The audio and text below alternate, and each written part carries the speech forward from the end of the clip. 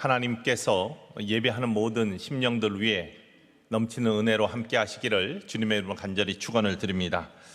우리 부모님의 사랑과 은혜를 기억하면서 먼저 우리 높고 높은 하늘이라 말들 하지만 우리 어버이 노래 함께 먼저 불러보겠습니다.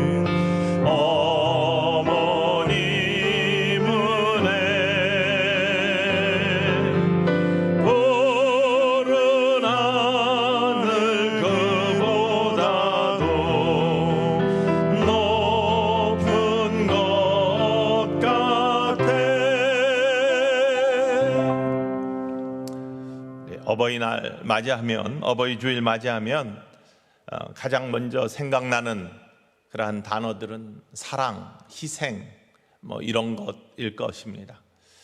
우리가 아직 죄인 되었을 때 그리스도께서 우리를 위하여 죽으심으로 하나님께서 우리를 향한 자기의 사랑을 확증하셨다라는 말씀처럼 우리가 아직 부족할 때 부모님께서 우리의 부족함을 채우시는 희생으로 부모님의 사랑을 확증했다라고 대비해서 생각해 볼 수 있습니다. 우리는 스스로 클 수 없기 때문에 보호하는 손길이 필요합니다. 진자리 마른 자리 갈아 넣으시며 손발이 닿을토록 고생하시는 그러한 손길이 없이는 우리가 스스로 세워질 수가 없습니다. 그래서 그 사랑 기억할 때마다 너무나 가슴이 짠하고 또한 가슴이 벅차오릅니다. 그래서 부모를 노엽게 해서도 안 되고 부모를 훼손해서도 안 되죠. 어제 우리가 새벽에 먼저 부름을 받은 부모님들을 생각하며 추모 예배를 드렸습니다. 기회가 있을 때, 섬길 수 있을 때, 효도할 수 있을 때, 공경할 수 있을 때 공경하는 거 참 중요합니다. 우리가 주고 싶지만 드릴 수 없는 그런 날이 속히 오기 때문이죠. 부모님들은 언제나 우리 자녀들에게 또 사랑하는 사람들은 사랑하는 이들에게 무엇을 주고 싶어 하는 것이 인지상정입니다. 무엇인가를 주고 싶어 하는 마음이 사랑의 마음입니다. 받고 싶어 하기보다는 주고 싶어 하는 마음. 하나님도 우리에게 무엇인가를 주고 싶어 하시죠. 은혜를 주고 싶어 하시고 사랑을 주고 싶어 하시고 형통함을 주고 싶어 하시고 부모님도 마찬가지죠. 무엇을 주고 싶어 하십니다. 그런데 무엇을 주느냐, 이것은 참 중요한 문제입니다. 예수님께서 산상수훈에서 하나님의 마음을 부모의 마음에 빗대어 말씀하십니다. 구하고 찾고 문을 두드리는 자에게 주시고 찾아내고 열리는 은총을 주시는데 그 모습이 하나님께서 구하는 자에게 무엇인가를 주고 싶어 하시는 마음이라고 하시면서 자식이 떡을 달라고 하는데 돌을 줄 사람이 없고 생선을 달라고 하는데 뱀을 줄 사람이 없다. 세상에 악한 아비라도 자녀에게, 사랑하는 자에게 이런 걸 줄 사람이 없다. 그런데 하물며 하늘에 계신 우리 하나님께서는 구하는 자에게 좋은 것을 주시지 않겠느냐라고 말씀을 하십니다. 좋은 것을 주시지 않겠느냐. 그 좋은 것이라는 것이 참 중요한데요.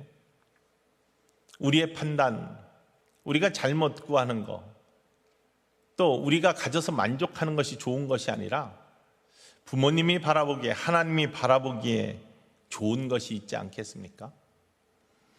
예전에 부잣집 양반 외동아들은 대부분 비실비실하고 아픕니다. 왜 그러냐면 나쁜 것을 공급해서 아니면 부족해서가 아니죠. 가장 좋은 것을 주려고 그렇게 부모들이 합니다. 그래서 매일 쌀밥을 먹이고 고깃국을 먹입니다. 풀은 잘 주지 않습니다. 단 과자, 입에 맞는 거, 아이가 만족하는 것들을 채워줍니다. 그리고 운동은 시키지 않습니다. 그거는 아래 것들이 하는 것이라고 하면서, 그리고 뿐만 아니라 앉아서 공부만 해야 된다라고 합니다. 먹는 것이 그렇고 움직이는 것이 그러니까 당연히 아프겠죠. 몸이 제대로 건강해지지 못하겠죠. 예전엔 그것을 몰랐습니다. 그러니 쌀밥 주고 고기 반찬 주고 단 것 주면서 앉아서 공부만 하면은 그것이 가장 귀한 좋은 것을 주는 줄 알고 잘못 준 것이죠. 소아당뇨에 아니면 성인병이 미리 찾아와서 아이를 아프게 만드는 것을 모르고 준 그런 모습이죠. 안다면, 그런 모습이 나쁘다면 그런 것들을 하지 않았겠죠. 하나님께서는 우리에게 가장 좋은 것을 주기를 원하십니다. 그래서 때로는 우리가 구하는 것과는 다른 모습으로 하나님이 응답하시기도 하죠. 중요한 것은 좋은 것을 주고 싶어하는 부모의 마음, 하나님의 마음 같은 마음인데 무엇을 좋은 것으로 주느냐. 오늘 말씀이 신앙의 유산을 남기라입니다. 본문 말씀은 다윗의 유언의 말씀입니다. 유언은 잔소리가 아닙니다. 평소에 지나가면서 눈에 거스르는 것들을 그냥 지적하는 것이 아닙니다. 정말로 진중한 무거운 진심이 담긴, 사랑이 담긴, 목숨을 걸 만큼 중요한 마지막의 이야기이죠. 영성 훈련을 하면은 보통 유언장 쓰기 이런 훈련들을 합니다. 왜냐하면 내 삶이 마지막이다 생각하고 내 사랑하는 사람들한테 마지막 말을 남길 때 어떤 것이 가장 소중한 것인지, 소중한 것들이 떠오르기 때문에, 소중한 것들이 눈에 보이기 때문에 유언장 쓰기, 그게 영성의 가장 중요한 중심이기에 그런 모습들을 갖는 것이죠. 다윗은 사랑하는 아들 솔로몬이 자기의 왕위를 넘겨받으면서 나라를 이끌어 가야 되는데 그에게 마지막 유언의 말을 하면서 가장 소중한 것, 가장 소중하게 남기고 싶은 것, 가장 소중한 마음을 전하고 싶은 것, 사랑하는 이에게 전하고 싶은 가장 소중한 것을 무엇이라고 이야기하고 있냐면 대장부가 되라, 이렇게 이야기합니다. 오늘 말씀 1절과 2절의 말씀에 이렇게 되어 있습니다. 다윗이 죽을 날이 임박함에 그의 아들 솔로몬에게 명령하여 이르되 내가 이제 세상 모든 사람들이 가는 길로 가게 되었노니 너는 힘써 대장부가 되고, 너는 힘써 대장부가 되라, 이렇게 유언을 합니다. 대장부, 성경에는요 이 대장부에 대해서 상세하게 설명한 그런 구절들이 별로 없습니다. 우리 동양에서는 대장부에 대해서 여러 가지로 설명을 하죠. 특별히 대장부는 군자라는 그런 말고 상통하는 말인데, 맹자가 이런 말을 합니다. 거 천하지 광거, 입 천하지 정립, 행 천하지 대도, 득지 여민유지, 부득지 독행기도, 부기 불능음, 빈천 불능이, 위무 불능굴, 차지위 대장부. 군자가, 대장부가 뭐냐? 천하의 넓은 데서 살고 천하의 올바른 자리에 서서 천하의 큰 길을 가는 것. 어려운 것 같지만 천하의 넓은 데서 산다는 것은 인을 의미하고요, 그 다음에 천하의 올바른 곳에 서서라는 것은 예를 의미하고, 올바른 길을 가는 것, 큰 길을 가는 것은 의를 의미합니다. 이는 사랑의 마음이고, 예는 공경하는 마음이고, 어른들을 공경하고 사람을 공경하는 그런 마음이고, 큰 길을 가는 의는 진리 위에 서서 의롭게 사는 것을 의미하는데, 사랑과 진리 가운데 사는 사람, 이게 대장부이다. 그리고 관직에 등용될 때에는 백성들과 함께 그 길을 가고 등용되지 못했을 때에도 홀로 그 길을 가는 것.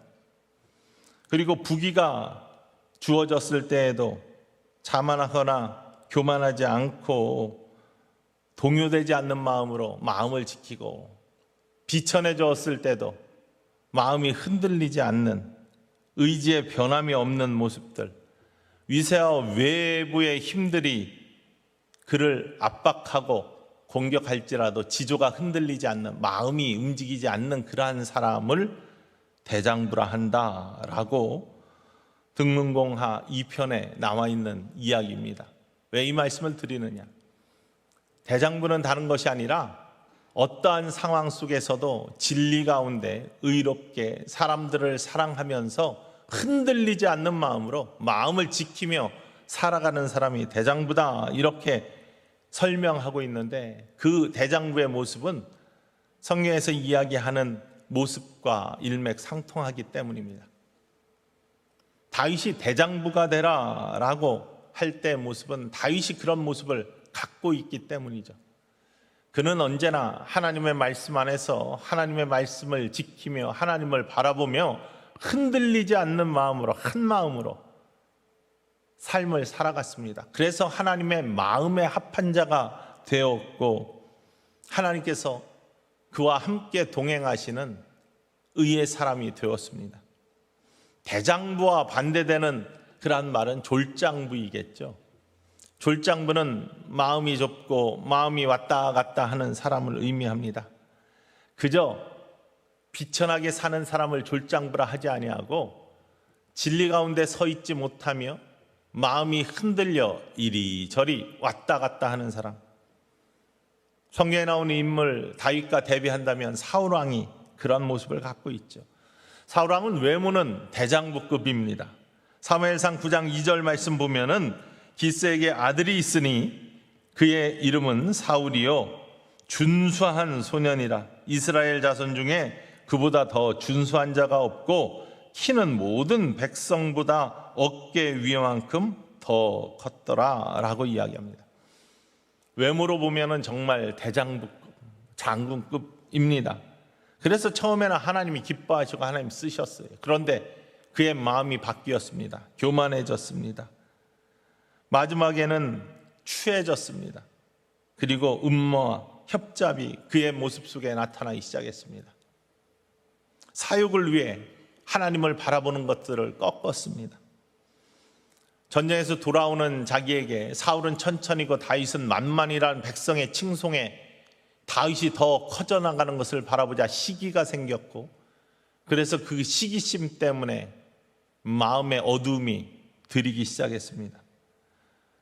내 왕자를 사위인 다윗이 노리나 보다라는 의심이 생겼을 때 그는 다윗을 죽이려는 마음이 싹텄고 하나님의 마음은 사라지기 시작했습니다. 그러면서 졸장부가 되기 시작했습니다. 그러나 다윗은 좀 달랐습니다. 다윗도 완전한 사람은 아니었죠. 그에게는 범죄도 있었고 역경도 있었지만 하나님을 향한 마음, 때로는 범죄했지만 다시금 말씀 속에 깨닫고 하나님께로 돌아오는 그런 말씀으로 돌아오고 말씀에 순종하고 하나님을 바라보는 그런 모습들은 그치지 않았습니다. 변하지 않았습니다. 그래서 그는 하나님이 주시는 형통함을 경험했고 축복을 경험하며 어떤 길이, 어떠한 삶이 가장 복된 삶인지를 체험했던 사람입니다. 완전하지는 않지만 하나님을 바라보는 열심히 있고 온전함으로 나아가는 길 위에 서 있는 자를 하나님은 외면하지 아니하시고 하나님은 그와 함께 동행하시며 길을 열어주신다는 모습이죠. 그래서 그것을 경험했던 다윗은요, 가장 사랑하는 자에게, 솔로몬은 자녀이니까 그냥 한 것이 아니라 사랑하기 때문에 솔로몬이 그 길을 가기를 원해 대장부가 되라 라고 유언하고 있는 것입니다. 대장부가 되라. 말씀드린 대로 사랑의 마음을 가지고 흔들리지 않는 마음으로 하나님의 말씀을 지키며 사는 것, 그래야 형통함에 모습을 갖는다. 풍성함의 모습을 갖는다. 졸장부는 쪼졸한 가난한 사람입니다. 베풀고 나누지 못하는 사람입니다. 대장부는 마음이 넓어 주변을 살펴보며 나눌 수 있는 사람입니다. 세상에서 가장 가난한 사람, 베풀고 나누지 못하는 사람. 그래서 신앙이라는 것은요, 인색함을 깨는 영적인 훈련의 과정이기도 합니다. 왜냐하면 초대교회에 성령 충만했었을 때 사도행전의 모습을 돌아보십시오. 사람들이 마음이 움츠려들어서, 외부의 환경에 움츠려들어서 예수님의 십자가 부활을 경험하면서도 기계를 펴지 못하고 있었던 그들에게 오순절의 성령의 충만함의 경험은 그들의 기계를 활짝 펼칠 수 있는 능력을 주셨을 뿐만 아니라 나누고 베푸는 아름다운 모습으로 그들을 인도했습니다. 성경에 보면 그들은 서로의 것들을 서로 통용하고 나누고 부족한 자에게 주고 그렇게 하면서 마음을 펼치는 모습이 나타납니다. 성령 충만한 모습, 든든함과 움츠려드는 마음이 아니라 담대함과 놀라운 나눔의 역사가 있는 대장부의 모습을 갖는 것이 성령 충만한 모습이죠. 다윗은 솔로몬에게 그런 모습이 있기를 원하는 겁니다. 대장부의 모습이 있기를 원합니다. 그런데 이 대장부가 되는 길을 성경은 단 한 가지로 딱 설명하고 있습니다. 대장부가 되면 하나님께서 형통하게 하실 것인데, 내가 어떤 길을 가건 어떤 삶을 살건 하나님이 형통하게 하실 것인데, 이 대장부가 되는 길은 다른 것이 아니라 하나님 말씀에 순종하는 길이다. 하나님 말씀에 서는 길이다. 하나님 앞에 서서 삶을 사는 길이다. 3절과 4절 말씀입니다. 읽어볼까요? 내 하나님 여호와의 명령을 지켜 그 길로 행하여 그 법률과 계명과 율례와 증거를 모세의 율법에 기록된 대로 지키라. 그리하면 내가 무엇을 하든지 어디로 가든지 형통할지라. 여호와께서 내 일에 대하여 말씀하시기를 만일 내 자손들이 그들의 길을 삼가 마음을 다하고 성품을 다하여 진실이 내 앞에서 행하면 이스라엘 왕위에 오를 사람이 내게서 끊어지지 아니하리라 하신 말씀을 확실히 이루게 하시리라. 아멘. 다윗이요, 가장 사랑하는 솔로몬에게 왕위를 넘겨줄 만큼 자녀가 많았지만 그에게 마지막으로 주고 싶은 말은요, 대장부가 되라는데, 대장부가 되는 길은 다른 것이 아니라 하나님의 말씀, 진리 앞에 서서 그 말씀을 순종하며 명령대로 기록된 대로 행하며 사는 삶, 그래야 형통하다. 하나님이 함께 동행하신다. 내가 너에게 왕위도 주고 물질도 주고 궁궐도 주고 나라의 백성도 주고 모든 것들을 다 주지만 이거보다 더 중요한 게 뭐냐? 하나님의 말씀대로 사는 대장부가 되는 것이다. 하나님의 말씀이 없이는 이 모든 것이 아무 소용이 없다. 지금은 형통한 것 같으나, 지금은 다 가지고 있는 것 같으나, 이 가지고 있는 것이 하나님 없이는, 하나님 말씀에 순종하는 일 없이는 바람처럼 사라지고 안개처럼 흩어지는 일들이 속히 임할 수 있으니, 가지고 있는 것이 중요한 것이 아니라 하나님의 말씀대로 말씀을 지키며 사는 것이 가장 귀한 일이다. 다윗이 사랑하는 이에게 주는 마지막 진중한 유언의 말입니다. 다윗은 많은 실패의 순간들이 있었습니다. 사울에게 쫓겼습니다. 어떻게 됐든 의심을 받았고 그는 도망자의 삶을 살았습니다. 그것도 오랫동안. 뿐만 아니라 아들인 압살롬에게 배반을 당해 예루살렘에 쫓겨나는 일까지 당했습니다. 생명을 위협받았습니다. 허물도 많았습니다. 간음의 죄를 지었고 살인의 죄를 지었고 하나님을 의지하는 일로부터 벗어나서 사람의 머릿수를 세는, 하나님을 등지는 일도 있었습니다. 그러나 그가 하나님 마음에 합한 자가 된 이유는 실수가 없어서, 문제가 없어서가 아닙니다. 우리 인생은 전부 다 실수도 있고 문제도 있고, 세상을 걸어가며 광야를 걸어가는 사람들의 발에 먼지가 묻는 것처럼 세상에 때가 묻고 먼지가 묻습니다. 그러나 다윗의 위대함은, 다윗의 하나님의 동행함과 형통함은 다른 것이 아니라 하나님 말씀으로 돌아왔고 하나님 말씀을 지키려고 그가 삶의 최우선으로 그 모습을 가졌기 때문이죠. 사울이 자기를 죽이려 할 때 자신이 사울을 죽일 수 있는 2번의 기회가 다윗에게 있었다고 성경은 이야기합니다. 그런데 다윗은 사울을 죽이지 않습니다. 하나님의 말씀에 하나님이 기름 부은 자를, 하나님이 택한 자를 손대지 말라는 그러한 말씀에 그는 순종합니다.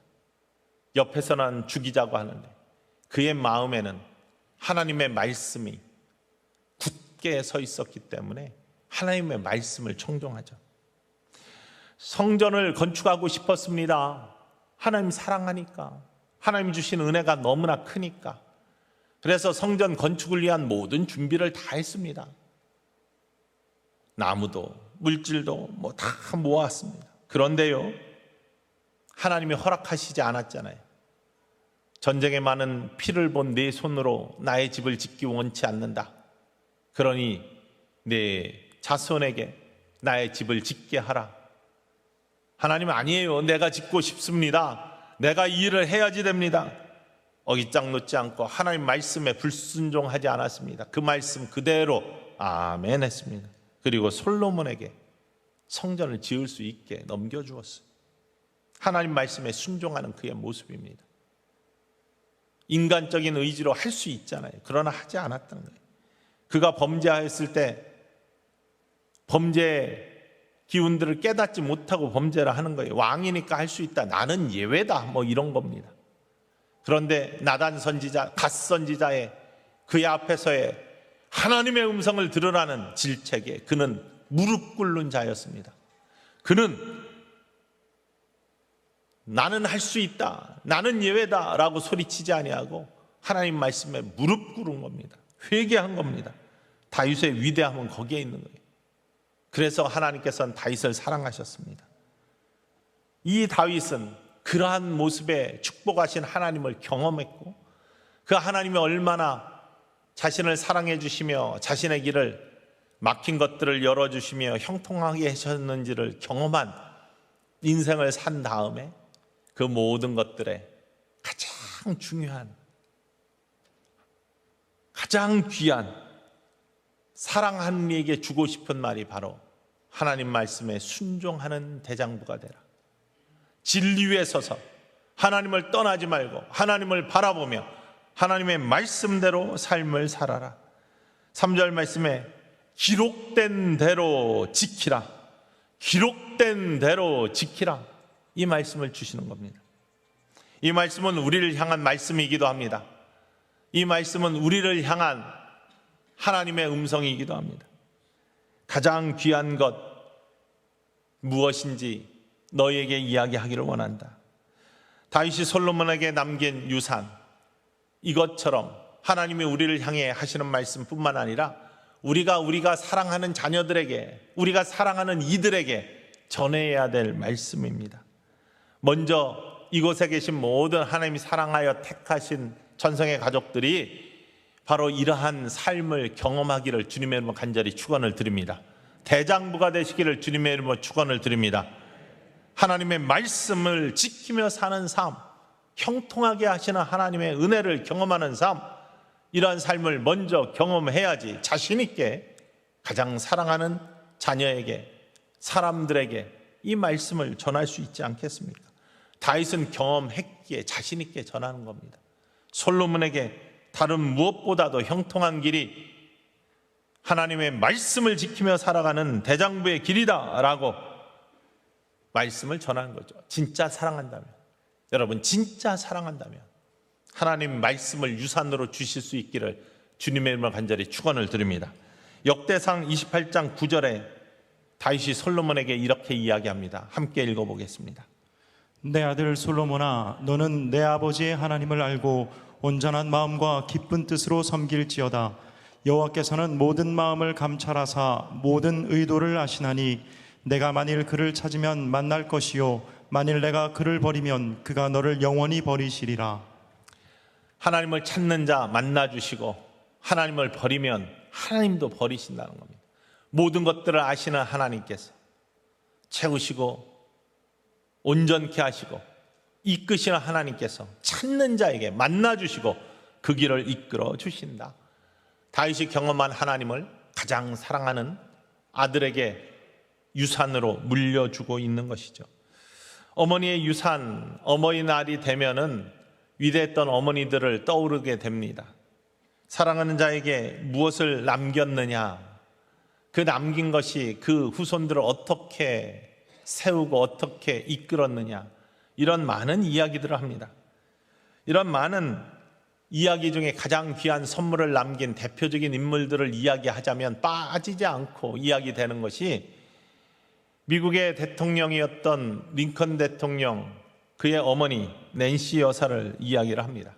낸시 여사는 오래 살지 못했던 사람입니다. 그리고 링컨의 인생에 계속해서 영향을 미치며 링컨의 삶에 동행했던 사람이 아닙니다.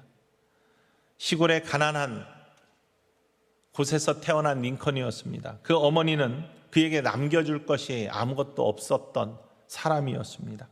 그리고 일찍 돌아가셨습니다. 한국 나이로 10살 때 어머니가 돌아가셨습니다. 링컨의 인생 또한 순탄하지 않았죠. 학교도 제대로 가지 못했고 많은 선거에서 계속해서 낙선했습니다. 마지막에 대통령에 당선되기 전에 수많은 선거에서 실패를 한 사람입니다. 그러나 미국에서 가장 존경받는 대통령이고 인물이 되었습니다.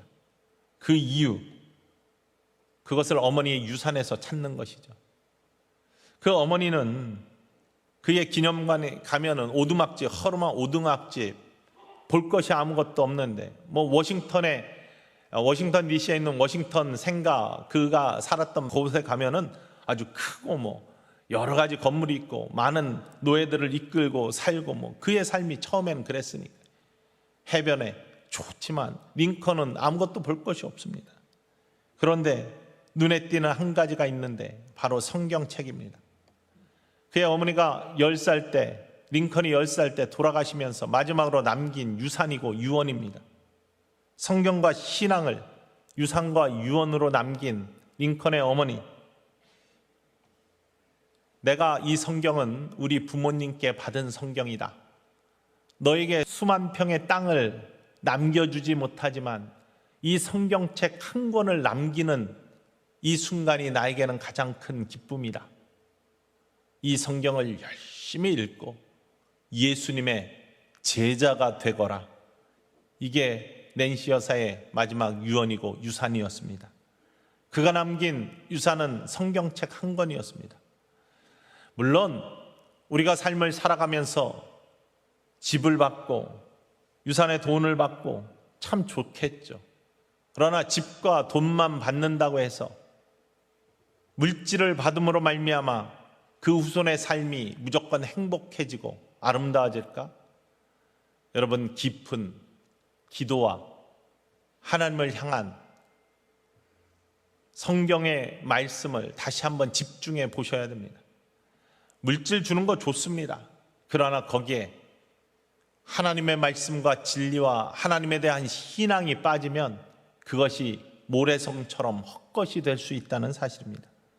아무것도 주지 못하지만 줄 것이 없어도 남길 수 있는 것은 신앙의 유산이고 하나님의 말씀입니다.